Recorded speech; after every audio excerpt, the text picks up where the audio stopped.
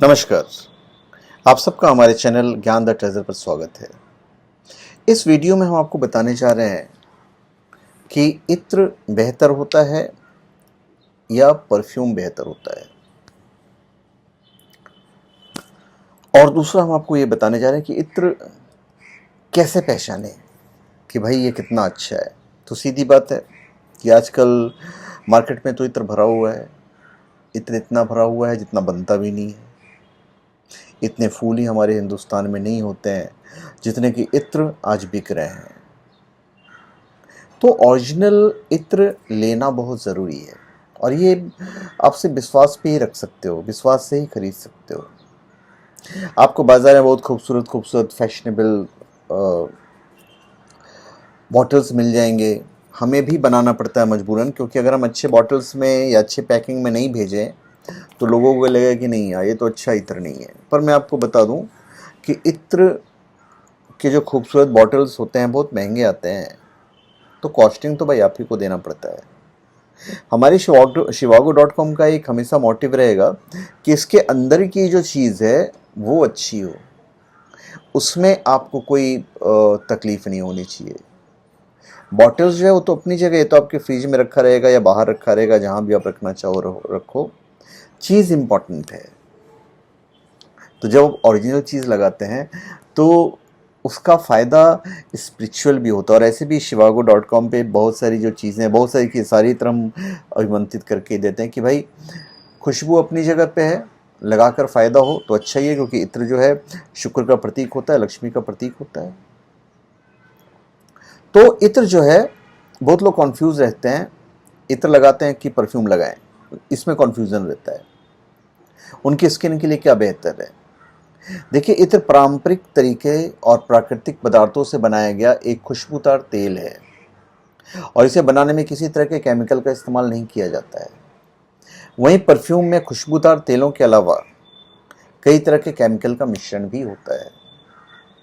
इत्र की सबसे खास बात यह है कि इससे ना तो आपको स्किन खराब होगा, ना तो आपके स्किन पे कोई खतरा है, और इसकी खुशबू का असर काफ़ी देर तक बना रहता है। इत्र की ज़रा सी बूंद आपके जिस्म को काफ़ी देर तक महकाए रखता है, पर ओरिजिनल होनी चाहिए, जबकि परफ्यूम का प्रभाव कुछ घंटे में ही समाप्त हो जाएगा। तो ये आपको ध्यान देना है। बनाने की प्रक्रिया है आज भी वही है हमारे देश में। यह विधि फारस से आयातित है। इतिहासकार बताते हैं कि भाप पद्धति से इत्र निर्माण की यह विधि सिंधु घाटी सभ्यता में प्रचलित थी। इसे देग भाप का पद्धति कहते हैं। अब ये क्या होता है ये भी मैं आपको बता देता हूँ। देखिए, इत्र कारखानों में खास करके कनौज बनाए जाते हैं। कनौज के इत्र कारखानों में धातु के बर्तनों के जरिए गुलों की आत्मा को कैद करने का नज़ारा सच में बेहद मज़ेदार होता है। इन कारखानों में बड़े बड़े चूल्हे पर तांबे के बड़े बड़े देग जो हैं कतारबद्ध मिलते हैं, और उन देगों में फूल और अन्य सुगंधित पदार्थ डालते लोग आपको मिल जाएंगे। स्पेशल कारीगर होते हैं जो उन्हें खौलाते हैं, उबालते हैं, और उसमें खासी मेहनत करनी पड़ती है। देग में निश्चित मात्रा में फूल और औषधि रखी जाती है और निश्चित अनुपात में पानी डालकर ढककर उसे फिर मिट्टी के लेप में सीलबंद कर दिया जाता है। फिर एक बेग से जो भाप है वो दूसरे जो बर्तन है उसमें जमा होता है, और जिस बर्तन में वाष्प में जमा किया जाता है उसे पानी में डुबो कर रखा जाता है, और वाष्पीकरण की प्रक्रिया उपले और लकड़ी के मध्यम आंच में पूरी की जाती है। गोबर के उपले और सूखी लकड़ियां व्यवहार में लाई जाती है।